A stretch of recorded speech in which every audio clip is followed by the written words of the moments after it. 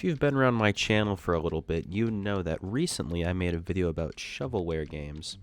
And one game I looked into stuck out to me more than any other one that really just defined the term shovelware, and that is M&M's Kart Racer. So today we are doing a completely 100% serious review of M&M's Kart Racer. This is really a game that dares to be different, and by that I mean it dares to get information wrong on its own box art. So it says there is 10 courses in this game, but that's them just really underselling. They want to surprise their customer. There's actually 15 very good courses in this game that all of these courses are 100% play tested. Take House, for example. You have to drive through this giant house, which is a very unique concept that has never been done before if we don't look at Mario Kart 8. But anyways, obviously, when you're in a race, you need the turning points to be large so people have an opportunity to pass one another. But M&M's Kart Racer says, no. If you're not in first, you're not getting first. You have to make it through this doorway that a regular human could barely fit through while driving a car going 200 miles per hour.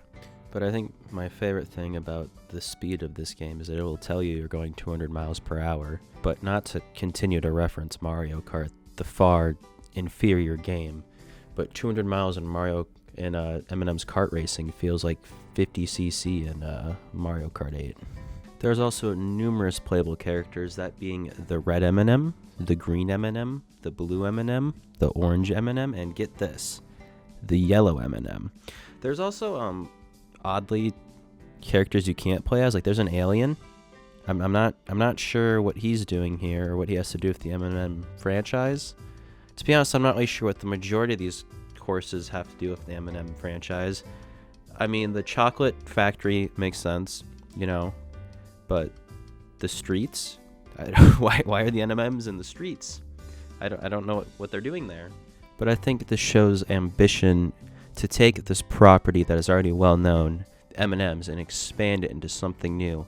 And I really got to applaud DSI Games for their vision on this game and being able to look past what could easily be a nothing game and push it into this creative haven. Another creative choice I love is that you can unlock cars with coins in this game, which is actually a very good system.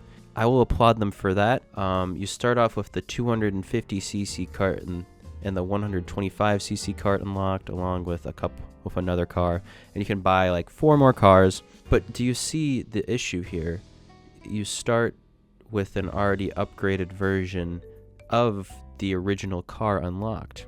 Now you might think, well, Connor, why wouldn't you just use the 250cc cart? And that's a great point, although we're forgetting that these maps probably weren't designed to go that fast in, so sometimes it's better to pick the 125cc cart.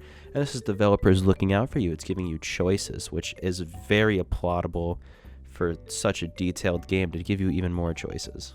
The developers also wanted transparency of this game, so every loading screen has the controls on the loading screen, so you don't have to take the time to waste to learn them. You learn them while the game is loading. It's a really ingenious system where you're diegetically learning the controls while you're waiting to play the game. I truly applaud it, and these controls are very intuitive. Like I don't even think the developer needed to have them in there. It only took me an hour to figure out you can drive backward. There's also a rev up, so supposedly, the counting down 3, 2, 1 to start the race, if you shake the controller, you get a speed boost. I've tried doing it with and without. I don't think they remembered to program that in, but that's okay because there's little coffee cups around the racetracks that give you a speed boost if you run into them, and those are very helpful. Another detail about the coffee cups is if you're playing multiplayer, and yes, there is multiplayer. Unfortunately, it's only 2-player split screen instead of 4-player like other games in this genre, but I believe that's because this game is too powerful, and if we allowed 4 people to play at once, it would just blow up your Wii.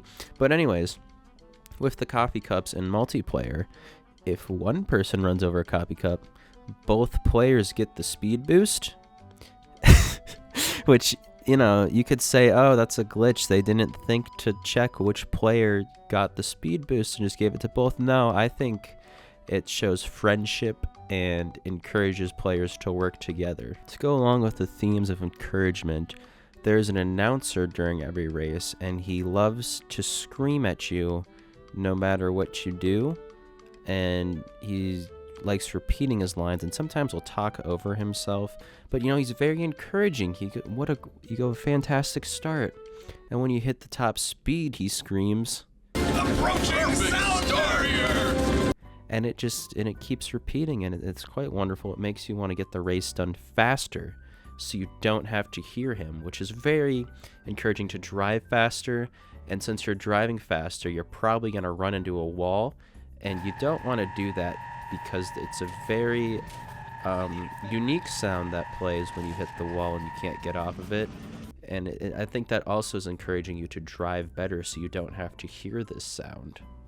Unfortunately, the critics at the time didn't see the beauty of this game, and it ranked about a 23 to 22%.